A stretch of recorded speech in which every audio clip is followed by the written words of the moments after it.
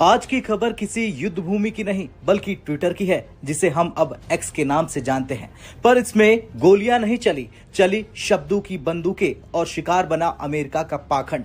इस बार उनके करीबी और रिपब्लिकन सांसद लिंडसे ग्राहम ने उन्होंने लिखा कि भारत जैसे देशों को युद्ध से होने वाले लाभ की कीमत चुकाने पर मजबूर करना एक अच्छी शुरुआत है। यानी भारत को सजा दो क्योंकि वो रूस से तेल खरीद रहा है। लेकिन अब एंट्री होती है एलन मस्क की कंपनी यानी एक्स की, जिस प्लेटफॉर्म पर यह अमेरिकी नेता अपनी धमकियां दे रहा था, उसी ने कम्युनिटी नोट डालकर उसकी बोलती बंद कर दी और लिखा कि हिपोक्रेसी अलर्ट। अब कहानी शुरू होती है। के अंदर थिएटर लगते हैं और अमेरिकी बैठ के उसको एंजॉय करते हैं, लेकिन ये जो थिएटर लगा हुआ है अमेरिका के अंदर, तो सारी दुनिया इसके बारे में जानना चाह रही है। ये वाकईतन क्या एलन मस्क डोनाल्ड ट्रंप को एप्स्टीन फाइल के ऊपर ब्लैकमेल कर रहा है या क्या चक्कर? जाकर क्या किया ये जान लीजिए। इसमें लिखा गया कि अमेरिका ने 2024 में रूस से 1.3 बिलियन डॉलर के फर्टिलाइजर खरीदे, साथ ही 800 मिलियन डॉलर का समृद्ध यूरेनियम। कुल मिलाकर 3 बिलियन डॉलर का व्यापार रूस से। इतना नहीं दोस्तों, यूरोपीय यूनियन ने 2024 में रूस को 23 बिलियन डॉलर दिए गैस और एलएनजी के लिए, और सिर्फ जून 2025 में यूरोप ने 1.5 बिलियन डॉलर की एलएनजी रूस से मंगवाई। तो सवाल यह है कि क्या सिर्फ भारत दोषी है या अमेरिका को सिर्फ भारत की तरक्की से डर लग रहा है? की वजह से भारत का असल चेहरा अगर मैं कहूं कि एक बार फिर बेनकाब हुआ तो गलत नहीं होगा। और नाम नेहाद जमहूरियत का दावेदार भारत तनकीद बर्दाश्त नहीं कर सका। मीडिया रिपोर्ट्स के मुताबिक को वक्तन फवक्तन आईना दिखाते रहे मोदी सरकार ने असर रसूख इस्तेमाल करते हुए उनका ट्विटर अकाउंट बंद करवा दिया।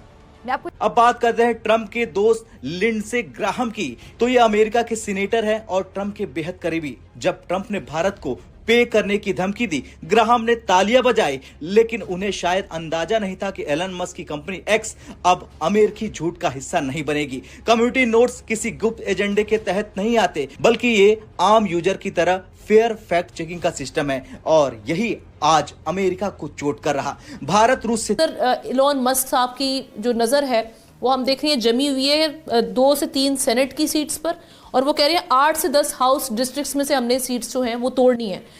किस तरह से देख रही है, क्या वाकई कामयाब हो जाएंगे अपने प्लान में एलन मस्क अपनी ताकत को देखते हुए? और एक जो नई पार्टी आई है वो किस हद तक हम देखते हैं कि ट्रंप के लिए खतरा साबित हो सकती है इन फ्यूचर? ये इस बात से तो आप इनकार नहीं कर सकते कि जो 2024 की उनकी फंडिंग थी रिपब्लिकन्स की, वो मूजिब बनी प्रेसिडेंट ट्रंप की वाइट हाउस जाने की। इस बात पे तो एक फॉरगॉन कंक्लूजन है। एलन मस्क लगता है डोनाल्ड ट्रंप के गले पड़ गया है। अब उसने एक नई जमात के ऊपर अपने एक्स के अकाउंट के जरिए एक पब्लिक सर्वे भी करवा दिया है और कहा कि 3 पार्टियों की गुंजाइश मौजूद है, तीसरी पार्टी अमेरिका के नाम से बनाना चाहता है।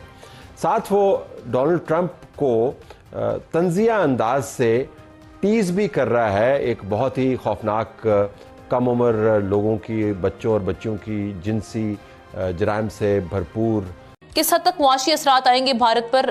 अगर रशिया से, वैसे तो जी अभी उन्होंने यही स्टैंस लिया कि वो पहले से ऑयल की खरीदारी कर रहे थे यूक्रेन और रशिया की जंग से पहले, लेकिन अगर भारत नहीं मानता बात और टैरिफ जो 25% हैं ये मजीद बढ़ जाते हैं, तो इसके क्या मुआशी असरात आ सकते हैं इंडिया पर? देखिए, रशिया और यूक्रेन की जो वॉर स्टार्ट हुई थी उसके बाद जो जियो पोलिटिकल सिचुएशन है उसमें बहुत सी तब्दीलियां आई थी। उससे पहले जो है वो इंडिया का ज्यादा जो ट्रेड था वो अमेरिका के साथ था, रशिया के साथ इतना नहीं था।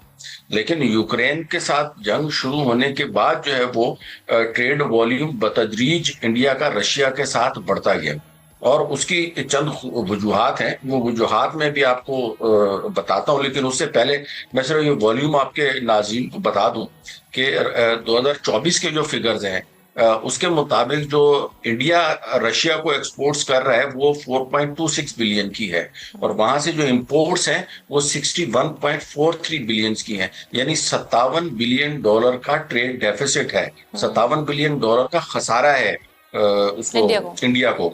और on the other hand USA की अगर मैं बात करूं तो यूएसए से ट्रेड का सरप्लस है 36 बिलियन डॉलर का। अमेरिका का जो है वो इंडिया 77.5 बिलियन की एक्सपोर्ट्स करता है, और वहां से सिर्फ $40 बिलियन की जो है वो इंपोर्ट्स करता है। तो 36 बिलियन का सरप्लस है। इसके बावजूद जो है वो इंडिया की जो तरजीह है वो रशिया है, और जो आइटम्स वहां से जो इंपोर्ट करता है उनमें ज्यादातर क्रूड ऑयल आजकल इंपोर्ट कर रहा है रशिया से इंडिया। और दूसरा जंगी साजो सामान। वजह आप क्या समझते हैं अगर इतना जी, ट्रेड उसकी वजह ये है कि रशिया के ऊपर जब पाबंदियां लगाई थी अमेरिका ने, उसके बाद एक और रास्ता निकाला गया जिसकी वजह से अब हो ये रहा है कि जो इंडिया के इन्वेस्टर्स हैं उन्होंने तकरीबन $20 बिलियन की इन्वेस्टमेंट वहां के ऑयल के कंपनीज में भी और ऑयल इंफ्रास्ट्रक्चर में रशिया में की है। उन्होंने भी की है, रशिया ने भी। अब इंडिया क्या कर रहा है, इंडिया वहां से तकरीबन जो ऑयल है वो इंपोर्ट कर रहे हैं, कच्चा तेल जिसको हम बोलते हैं, उसको अपनी रिफाइनरीज में प्रोसेस कर रहा है,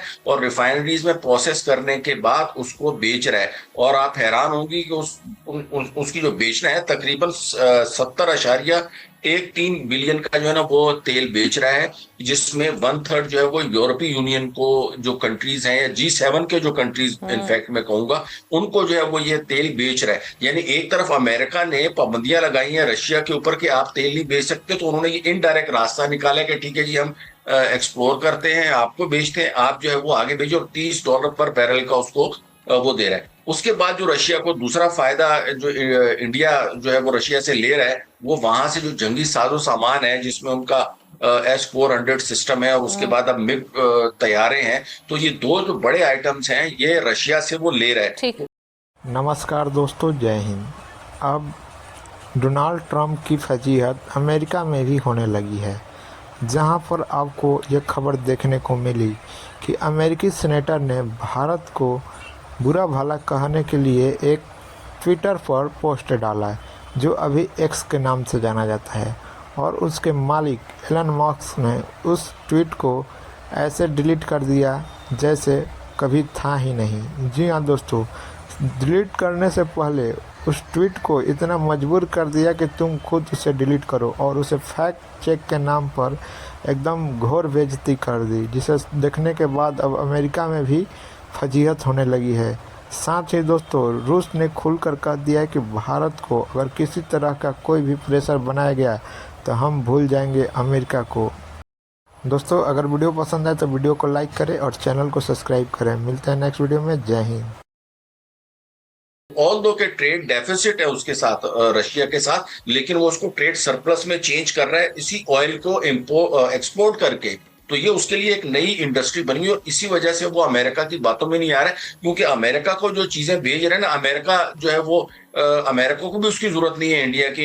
इंडिया में जो है ना अमेरिका जो चीजें भेज रहा है, अगर मैं उनके आइटम के नाम आपको बताऊं, उसमें $10 बिलियन की तो सिर्फ ज्वेलरी है जो कि लग्जरी आइटम्स में आती है। इसी तरीके से इलेक्ट्रॉनिक्स के आइटम हो गए, फार्मास्यूटिकल और इस तरह के, जिसकी वजह से अमेरिका को भी कोई बहुत ज्यादा